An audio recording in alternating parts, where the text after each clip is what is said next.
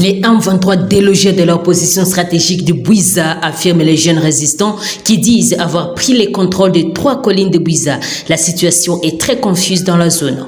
Depuis 2 heures du matin de ce mercredi, des combats en armes lourdes et légères ont été signalés à 10 km de la colline stratégique de Bouiza, bastion du M23 et aussi ancien maquis du CNDP de Laurent Kunda. Ces combats opposaient les rebelles du M23 aux jeunes résistants patriotes. Une accalmie précaire est signalé ces 8h08. Ces rebelles du M23 étaient visibles en provenance de Tchumba pour partir en renfort aux siens qui sont pilonnés par les jeunes résistants. Il faut signaler que Bouiza restait la seule colline stratégique qu'occupaient les rebelles du M23 avant de dire définitivement adieu au territoire de Massissi, à la chefferie de Bouito et une chefferie de Rutshuru voisine au territoire de Massissi. Si leur garde le jour, tout comme la nuit, les jeunes résistants patriotes ne gèrent que par la défense de leur territoire national. J'ai tout laissé derrière moi, le confort, la fortune, la vie d'une fille. Je choisis l'arme comme moyen de défense pour imposer la paix chez moi, car je ne peux pas avoir tout ce dont j'ai besoin alors que mon pays est assiégé par l'ennemi, explique arme à la main divine une jeune fille du groupe Wazalendo. Après l'appel de la population qui a invité récemment le président de la République démocratique du Congo, Félix Antoine Tshisekedi, a veillé sur sa sécurité à Kichanga. L'administrateur du territoire de Massissi s'est rendu sur les lieux pour apporter un message du chef de l'État congolais à cette population victime de la guerre en répétition. Je viens ici pour vous présenter les messages de condoléances pour ce qui vous est arrivé pendant ce mois. Et recevez ici mes messages de condoléances de notre président de la République, puis celui de votre gouverneur militaire du Nord Kivu, le général-major Peter Chirimwami, et le mien, votre administrateur, a lancé l'administrateur du territoire de Massissi. La population, pour sa part, a demandé à l'administrateur de dépêcher en toute urgence une unité des FARDC et de la police nationale congolaise pour les sécuriser contre le rebelle. L'armée ne doit pas abandonner sa population en main de terroristes du M23 ou même laisser les Wazalendo protéger la population. Il est impératif que le gouvernement provincial déploie les militaires ici à Kichanga à l'ancien cadre de la société civile de Massissi.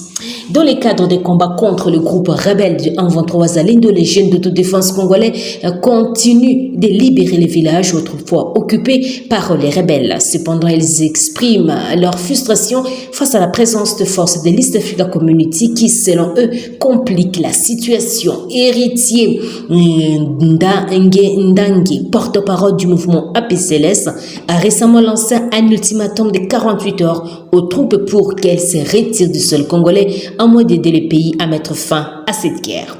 Au cours des derniers mois, les jeunes d'autodéfense congolais ont réussi à reprendre plusieurs villages qui étaient autrefois en main de rebelles M23. Leur détermination et leur courage ont été salués par de nombreux compatriotes qui les considèrent comme les héros nationaux.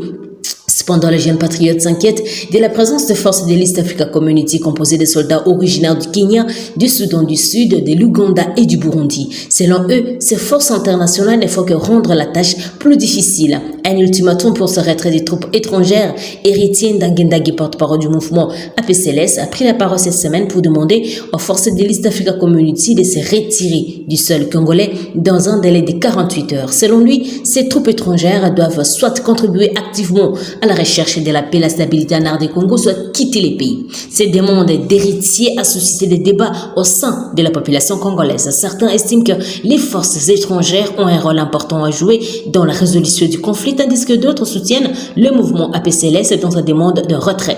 La RD du Congo a été plongée dans un cycle de violence et d'instabilité depuis de nombreuses années et les groupes rebelles tels que le M23 ont causé d'immenses souffrances à la population congolaise et ont entravé le développement du pays. Les efforts pour mettre fin à ces conflits et rétablir la paix ont été difficiles et très complexes. Il est essentiel que toutes les parties concernées unissent leurs forces pour parvenir à une solution pacifique et durable. Les jeunes patriotes congolais, en prenant l'initiative de libérer les villages occupés par le M23, montrent leur engagement envers la paix et la sécurité de leur pays.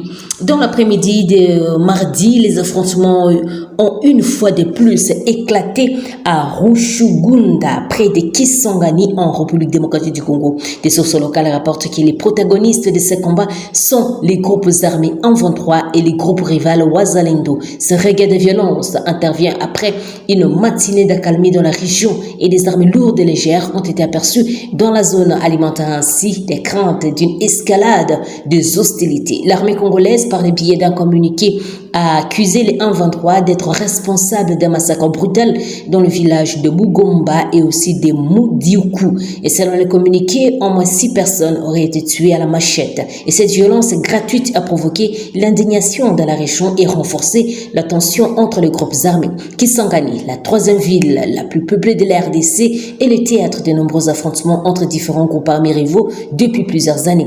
Les conflits sont souvent liés à des rivalités ethniques, politiques et économiques. La présence de ressources naturelles précieuses telles que de l'or et le minerai contribue à l'intensification des affrontements et à la volonté de contrôle ces richesses. Malheureusement, les violences qui secouent Kisangani ont un impact dévastateur sur la population civile. Les civils se retrouvent pris au piège entre le feu croisé des groupes armés et subissent fréquemment des attaques indiscriminées.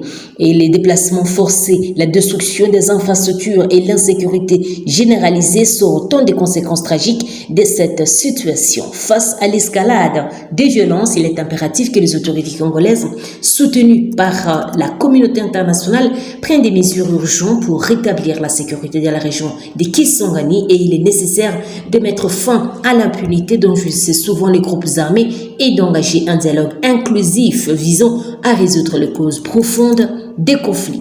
La coopération entre les pays africains est un élément clé dans le développement de la région. Dans cet esprit, le président de la transition du Gabon, le général Brice Oligui Nguema, est attendu à Kinshasa, la capitale de la RDC, ce mercredi pour renforcer les relations entre la RDC et le Gabon. Cette visite officielle revêt une grande importance pour les deux pays qui cherchent à renforcer leur coopération dans plusieurs domaines tels que l'économie, la sécurité et les échanges culturels. Le Gabon et la RDC ont une histoire commune et partagent de nombreux défis et opportunités, ce qui est en fait des partenaires naturels pour le développement mutuel. Le général Brice Oligui a pris ses fonctions après un coup d'état militaire. Il est chargé de conduire les pays vers une transition pacifique et de préparer les élections démocratiques pour l'avenir du Gabon. Sa visite en RDC est une opportunité pour lui d'établir le lien solide avec les présidents congolais Félix Antoine Tshisekedi et d'explorer les nouvelles avenues de coopération. Le développement économique est l'un des principaux objectifs de cette visite. Les Gabon et la RDC disposent tous d'importantes ressources naturelles telles que les pétroles, le bois, les minéraux et l'agriculture.